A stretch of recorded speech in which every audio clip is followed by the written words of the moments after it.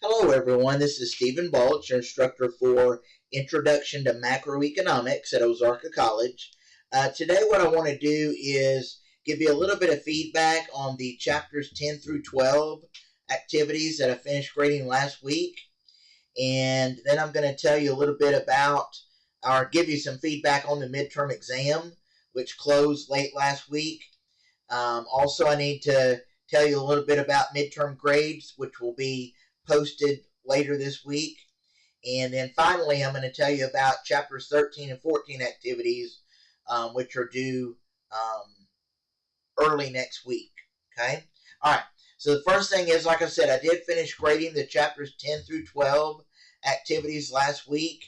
They were due kind of early last week, I believe Tuesday.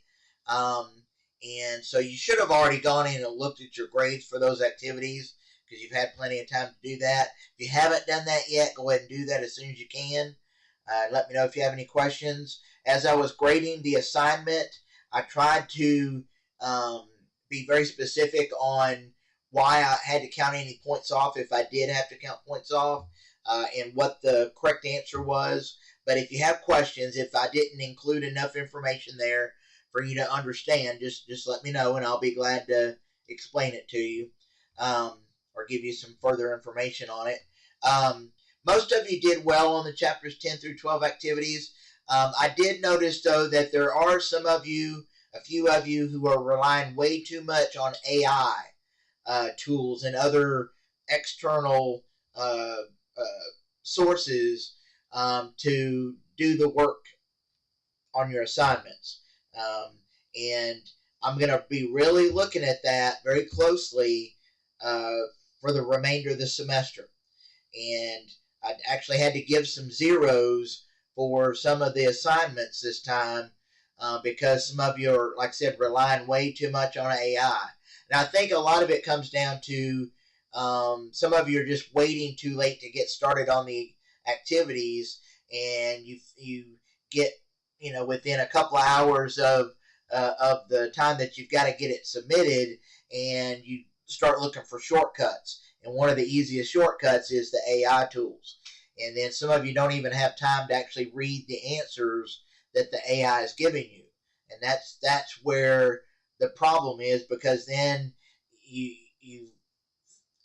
it's pretty easy for me to find stuff that only AI would actually give as an answer, and not an actual human would give as an answer.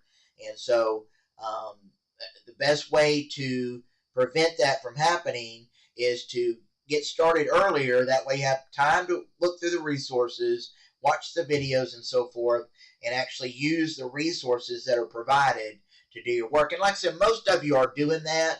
Most of you are doing it the right way, but there are a few of you that really need to focus on that quite a bit more. Okay? But like I said, overall, most of you did well, so keep up the good work on that. Just let me know, like I said, if you have questions. The midterm exam, like I said, closed, I believe it was Friday of last week. Most of you did well on the midterm, and I will be opening up the midterm exam later today for review purposes, so that you can use that to prepare for the final exam. And so on the midterm, like I said, just go in and look at the ones that you missed, and just let me know if you have any questions at all. Like I said, overall, most of you did well on that, so I was pretty pleased with that. So keep up the good work. On the midterm grades, those are due later this week. I believe they're due Friday of this week. But for this particular class, I'm probably going to post them either later today or tomorrow morning, simply because we've already had our midterm exam. There's not really much need in waiting to post midterm grades, because there's not really going to be any change from now to the end of the week, since we don't have anything else due until next week. So hopefully that makes sense to you. But look at your midterm grades this week once I get them posted, and let me know if you have any questions. It shouldn't be a surprise. It'll be whatever letter grade corresponds to the percentage grade that you currently have in the class. So, for example, if you have an 85 in the class, 85%, that's going to be a B. It's very simple. But if you do have questions, just let me know. Just send me a course mail, and I'll be glad to answer any questions that you have about your midterm grade.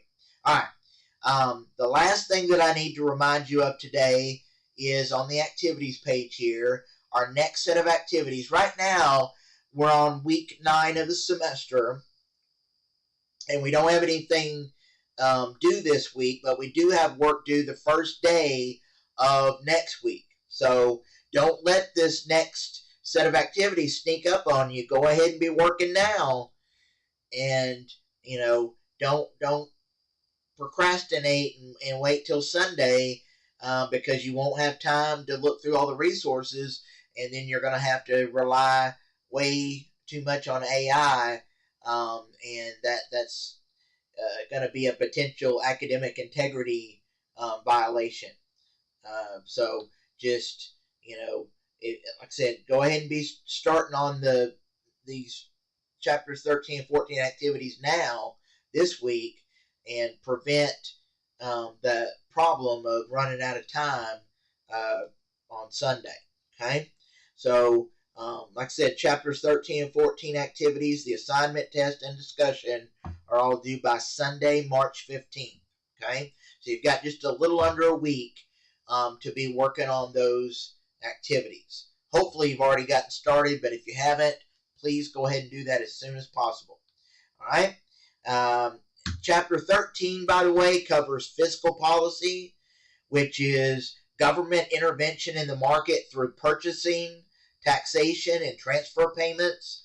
And of course, the government does this to promote the 3 macroeconomic goals that we've looked at earlier this semester. So if you remember, the 3 macroeconomic goals are full employment, price stability, and economic growth. All right? And so you'll learn about how the government designs fiscal policy to meet those meet those goals, okay, to achieve those goals. All right. Then chapter 14 deals with federal budgets and public policy, which are things that you hear about in the news quite a bit. So chapter 14 is going to cover a lot of stuff that you hear about in the economic news on a regular basis. Things like the federal budget process, budget deficits, the national debt, kind of key things that politicians and economists talk about quite a bit on the news. So that's chapters 13 and 14. So be working on those. Get started as soon as you can. Let me know if you have questions. I'll be happy to answer any questions that you have. And just remember the resources that you have available. You have your textbook. You have the PowerPoint slides. You've got the videos that I've posted. And I think most of you are making use of those, but there are a few of you that need to spend more time looking through the resources to actually complete your activities. All right? And so with that, that's really all I have for today. So enjoy the rest of your week and your weekend, and I will talk to you again sometime next week. Thank you.